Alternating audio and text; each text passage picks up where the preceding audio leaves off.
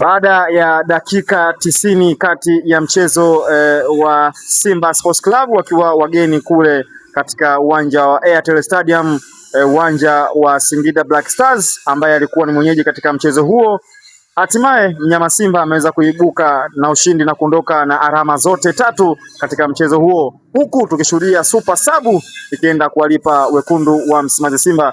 Na hii leo kwenye touchline ni naye bwana Mbungo Junior ambaye atakwenda kutupitisha katika mchezo huo namna gani alivyouona mwanzo mpaka mwisho. Bwana Mbungo, kwema ndugu yangu?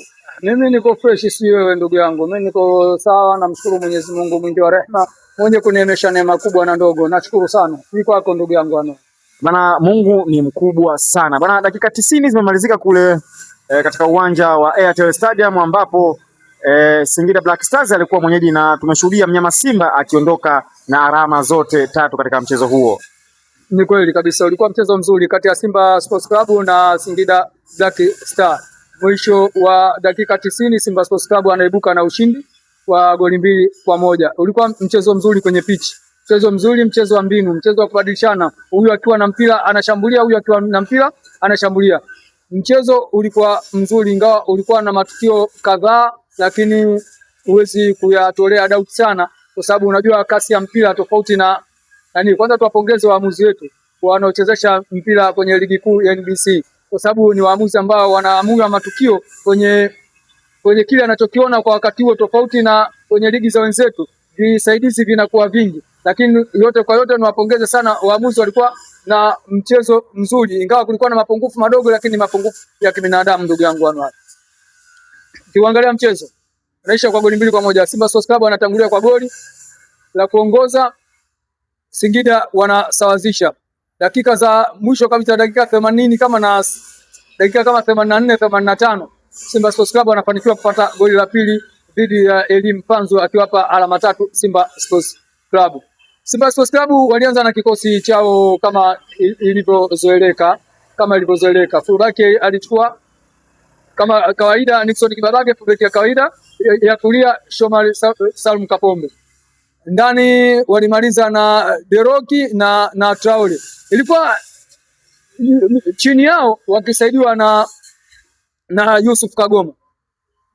Kiungo cha juu alianza Lassana Kante. Walikuwa na kiwango kizuri. Kiangalia walianza na viungo wao kama kawaida. Winga moja alicheza Libasege, winga nyingine alicheza Oura.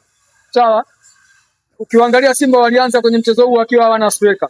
Walianza viungo wengi na mabeki kama kuna tofauti ndogo sana kikosi walichoanza dhidi ya Singida Black Star na kile cha walichocheza mara mwisho na dabi na Young African Sports Club.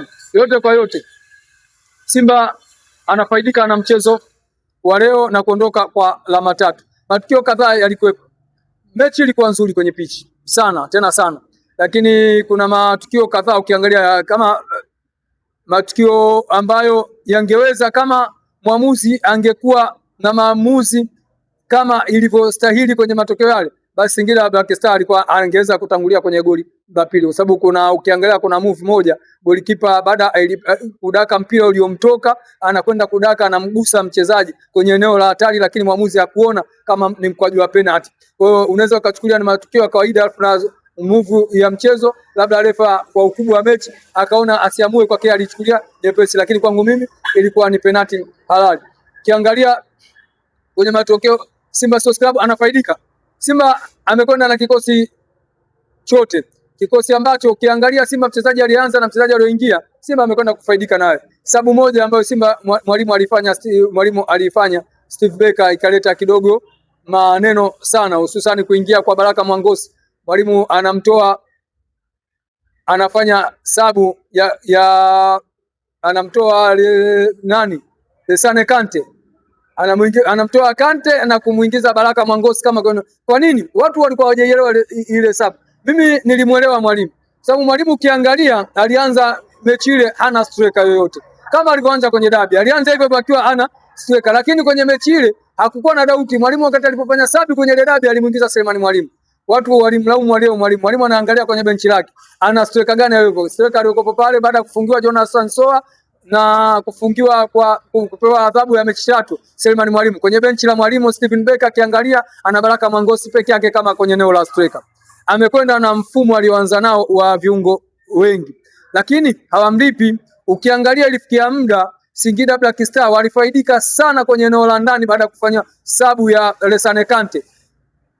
Viungo wa Simba walikamatwa, ingawa na viungo wengi, lakini ndani walikamatwa sana. Singida alikuwa anapush sana timu yake. Mwalimu kwenye kuona vile, kwenye faida ile akaona nisimame na striker mmoja, striker ambaye atakwenda kustiki kwenye eneo la juu ili kufanya mabeki wa Singida Black Star wasiendelee kuja kwenye eneo la kati na kuongeza mashambulizi kwenye eneo la Simba Sports Club. Watu hawajaelewa kwenye ile hesabu, lakini kwa mimi Mwalimu alikuwa yuko sawa sawa kwenye mchezo ule.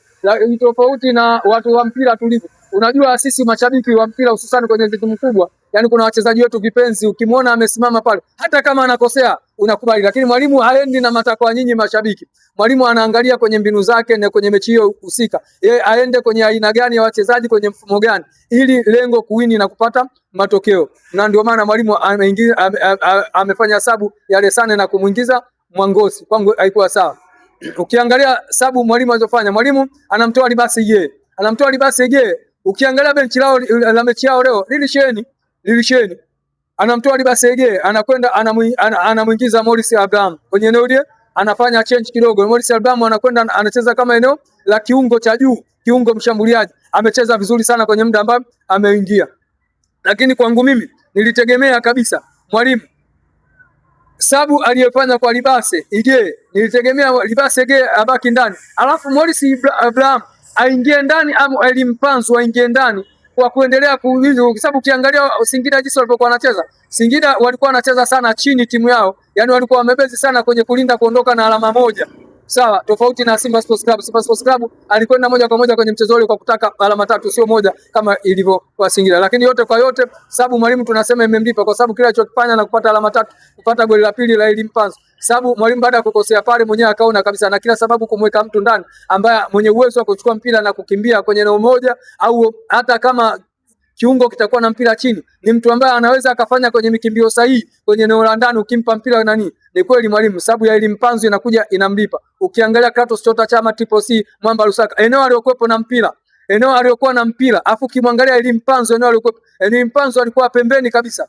Yule beki nadhani Boris Chuku, kitu kama Boris Chuku, aliangalia akaona kabisa Elimpanzu yuko mbali, afu akiangalia eneo aliyokuwa nalo nani Kratos Chota Chama, ni vitu kama yani akudhani kabisa kama ile pasi itadondozwa pale alafu Elimpanzu akaweza kupita. Yani ukiangalia ile beki aliamini kabisa Elimpanzu yuko nyuma yangu. Yeye akawa na mikimbio midogo ya kwenda kuua ndani. Lakini Elimpanzu alitoka kwa spidi, akaja akaua akaingia ndani kabisa kwenye eneo ambalo umeangushwa mpira na Kratos Chota Chama Triple C. Mabeki ukiangalia waliona kama ilikuwa yuko kama Elimpanzu kwenye eneo la kuotea, lakini Laismani hakuona offside kwenye ile, akaiacha ile move, kaendelea Elimpanzu mguu wa kushoto anapiga shoot pembeni, anamwacha goalkeeper ametacha mnata na kuandika goli la pili. Ilikuwa move nzuri kabisa, macho mazuri kabisa ya Kratos Chota Chama Triple C Mwamba Lusaka, ambayo pasi eneo aliyokuepo na eneo aliyokuja kudondosha ule mpira, mikimbio mizuri kabisa ilikuwepo kwa Elimpanzu na kwenda kuchukua ule mpira na kwenda kuweka kwenye neti. Walikuwa Simba kwenye kiwango kizuri, ingawa ukiangalia ugonjwa wao wa Simba bado uko pale pale. Ukiangalia dakika 45 mpira ulipoanza, Simba kama wangekuwa wako sawa sawa, ndani ya dakika 45 Simba alikuwa anaondoka half time akiwa na goli 3. Lakini makosa mengi sana kwa Simba Sports Club, hususan kwenye eneo la kumalizia. Mipira mingi unaweza ukaona inatengenezwa, lakini mipira ile ikitengenezwa kwenye finishing bado hawako sawa. Ukiangalia dakika 45 za kwanza, baada ya hapo Simba Sports Club ukiangalia eneo la ndani kama walikata kabisa. Singida Black Star wakaja wakauchukua mchezo. Wakanani kama mwamuzi angekuwa yuko ameona matukio yote usawa sawa, basi Singida Black Star alikuwa ananufaika kwenye mchezo wa leo. Lakini yote kwa yote makosa makosa ambao wamefanya Singida Black Star, eneo wanakuwa wengi sana kwenye eneo la kukaba, lakini umakini ndio uliowagharimu leo kwenye mchezo wa leo, ndugu yangu Anwari, mpaka inasababisha Simba Sports Club kutaka kuondoka na alama 3. Sasa Singida Black Star mechi ya pili wanapoteza wakiwa nyumbani. Wamepoteza mchezo uliopita tarehe 5 na Young African Sports Club, wanapoteza tena mchezo wa leo. Sawa, ni pigo kubwa sana kwao, lakini yote kwa yote wanatakiwa wajipange kuangalia kwenye michezo ambayo iliyopo mbele yao, waweze kujipanga vizuri kwenye uwanja wa mazoezi ili waweze kwenda kuwini kwenye michezo ambayo ipo mbele yao. Ni ukiangalia tuna mchezo mwingine sasa ambao unaendelea, Azam Sports Club, ndugu yangu Anwale. Baguse tu kidogo ndugu yangu Azam mpaka hivi sasa dakika 45 za kwanza wakiongoza goli mbili. Goli la Zidane na Faisal Sam Feitoto. Kuna eneo kama nilikuwa sija lielewa vizuri. Azam ukimwangalia Ibenge kuna kitu kinamgharimu sana ndani ya Azam Sports Club. Kwa nini? Unajua hizi timu hususan hizi timu zetu, Ibenge mpaka hivi sasa ukimwangalia hana kikosi maalum za kuendea mechi zao. Hiki nayo kinamgharimu kwa sababu leo wanaweza wakakuta kikosi hivi, kesho hivi. Ukiangalia wanaweza wakakuta wanacheza vizuri, lakini kutokuwa na kikosi cha kwanza kwa Azam Sports Club naye kinamgharimu sana Ibenge. Lakini Ibenge ukiangalia mchezaji mmoja mmoja, wana wachezaji wazuri ambao wanaweza kufanya chochote kile ambacho kipo. Leo wanapata mpaka hivi sasa kipindi cha kwanza kinaisha, Azam Sports Club wakiwa wamepata ushindi wa goli mbili ndani ya dakika 45. Niwatakie mchezo mwema dakika 45 za pili, wawe na mchezo mwema. Simba Sports Club wamemaliza mchezo Singida wakiwa na ushindi wa alama 3. Ni ushindi kwao muhimu na mzuri kwa ili kurudisha morali yao na kuendelea kukompea kwenye mbio za ubingwa dhidi ya Young African Sports Club. Bwana, hiyo ndio tathmini kwa upana zaidi kati ya mechi ya Simba Sports ambao walikuwa wageni katika mchezo dhidi ya Singida. Bwana, tunamaliza namna hiyo hadi wakati mwingine, na kwa heri kwa sasa.